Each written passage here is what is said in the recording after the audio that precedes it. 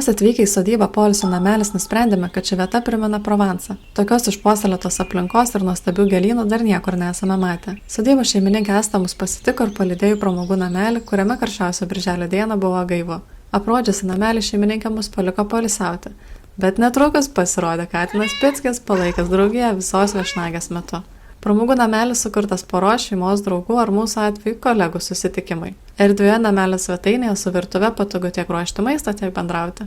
Čia mes ir praleidome daugiausiai laiko, kol saulė pasitraukė iš terasos. Tada įsikūrėme terasų ir vyrukus pastatėm prie kepsninės ruošti vakarienės. Šeimininkai įspėjo mus, o mes perspėsim jūs. Nepalikite maisto be priežiūros, nes sodyboje yra ne tik Pickis, bet ir dar 3 visada alkani katinai. Atsipūtę po vakarienės keliavome prie ežero, kuris yra maždaug už 10 minučių kelio pėsčiomis. O kokie vaizdai pakeliui atsiveria? Verta stabtelėti kelioms minutėms gervės regykloje ir pasigrožėti kalvotų peizažu.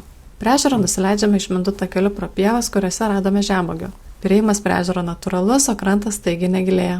Saulei leidžiantis ir pasimaudėme ir pasirstėme valtimi, o sugrįžę nusprendėme, kad lipame į džakuzi. Nors dieną galvojom, kad karštos lauko vonios norisi mažiausiai. Pusė mūsų komandos išbandė nakvynę ant vienos iš svetainės sofų, o kita pusė užlipo miegoti ant resolę, kur yra 2-gulė lova. Visi išsimiegojame puikiai. O pabendravę su šeimininkais išvykome įkvėpti daug ir drąsiai svajoti. Mes rekomenduojame ne tik poilsiauti pramogų namelį, bet ir pabendrauti su jo be galo įdomiais šeimininkais. Daugiau informacijos apie pramogų namelį ir jo rezervaciją rasite platformoje vausteis.lt.